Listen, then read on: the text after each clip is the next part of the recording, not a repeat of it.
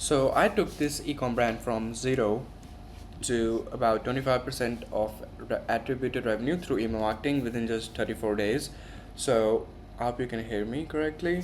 So I'm just gonna drop whatever I did, the funnel that I follow, what strategies, what you should do as an ecom brand if you are one, say watching this video, or if you are an email marketer who just wants some free knowledge about how you can scale an ecom brand through email marketing, or how you can just do email marketing for an ecom brand in general.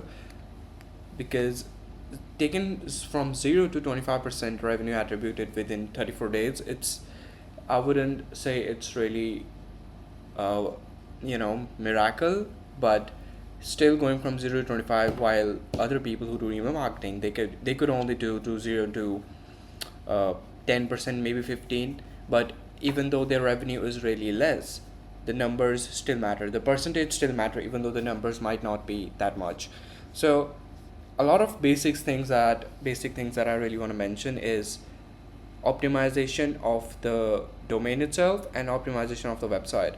So you do always and always want to have a newsletter sign up footer in your store and a pop-up form, because how people are even going to sign up if they don't really see a section where they want to put their email to.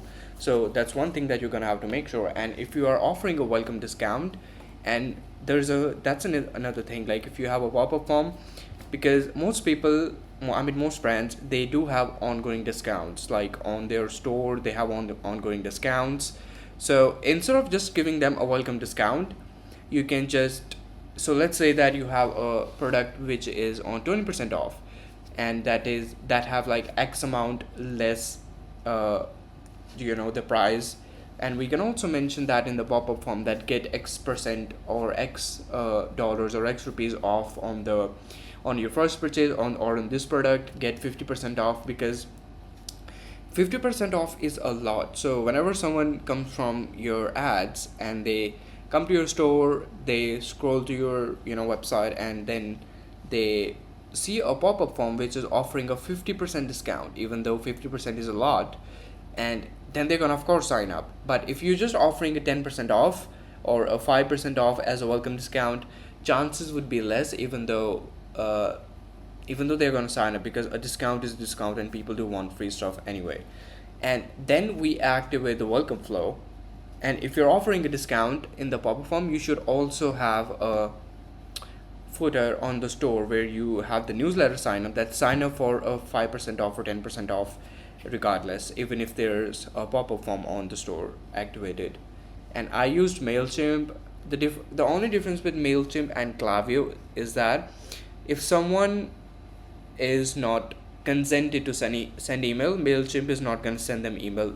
But with Klaviyo, it's pretty different. You just take a bunch of emails from anywhere and you upload it to Klaviyo, and you can send them email regardless of the fact if they are consented or not.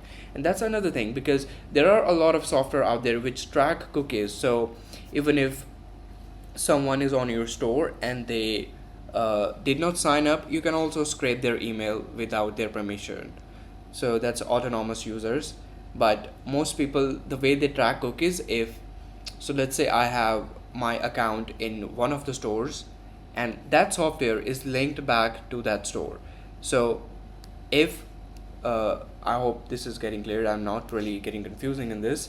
So let's say we have a store and they have a software, and this software also linked with this store, okay? And this store, I have an account in this store, but I don't have an account on this one. So if I have this software integrated, they're gonna get my data from this software, this store. So we don't even have to ask for the email, because it's autonomous and we can track cookies if someone is logged in other store.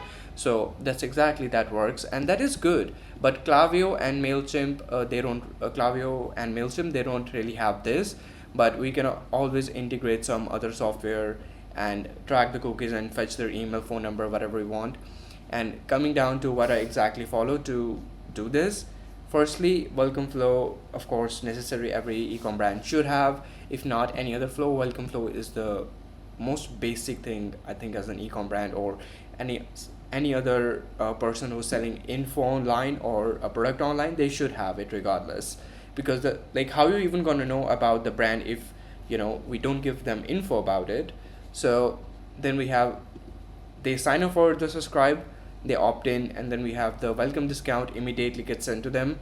And then we have a founder story, like how did we started this brand, what did what our mission, stuff like that, some basic stuff. And then we have bestsellers. So if you have flavors of something that you're selling, you can just put your flavors instead of bestsellers, because that's the only thing you have, especially if it's in consumable and food niche or drink niche.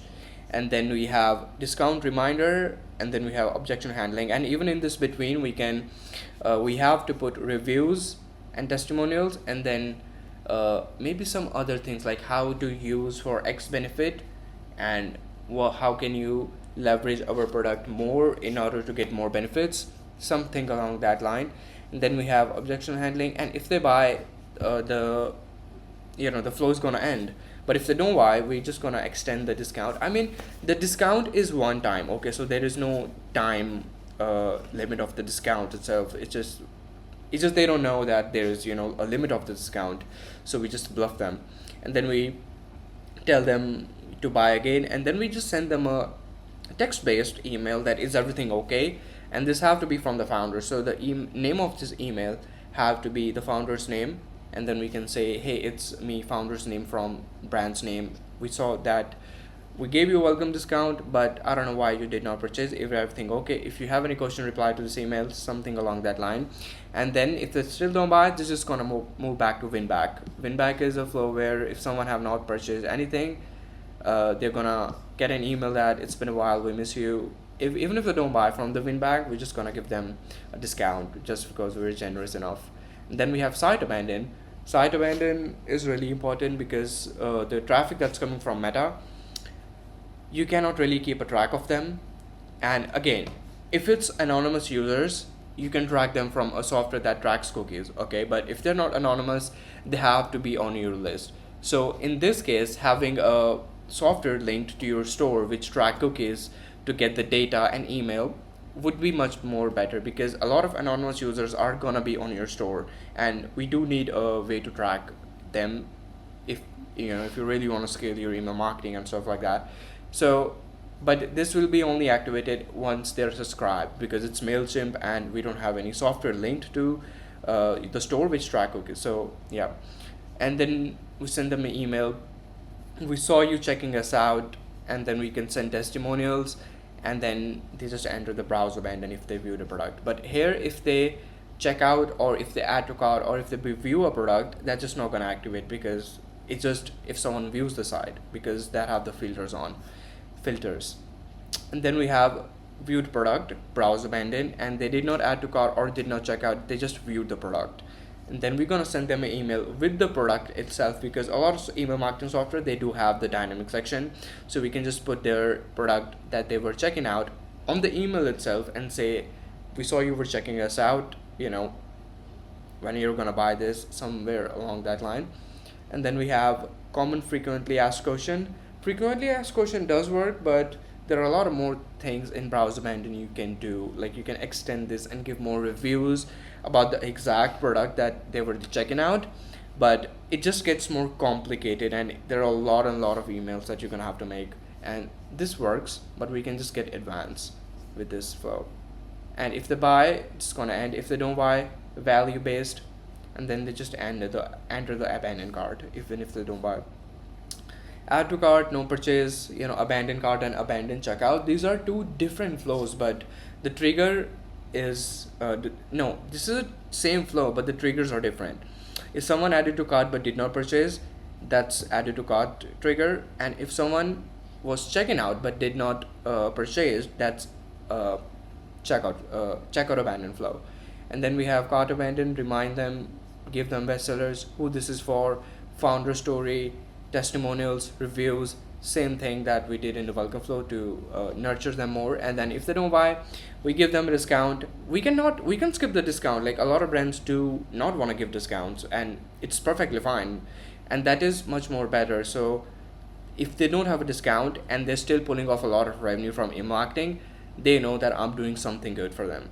That's what I'm saying. And then we have flash discount open. We can skip this one. As I said, us versus them, discount close. Even if they still don't buy, just gonna send them a text email from the founder like, is everything okay, why you're not checking out, let us know if you have any questions. And then if they still don't buy, they just move to win back. If they buy, just exits, the flow ends. Order confirmed, order confirmation, thank you, that goes immediately. This is not the Shopify order confirmed or SMS order confirmed. This is different than that. And then we just send them a thank you, want to add more, because they already buy, they already purchase something, so we can just upsell them and sell them more.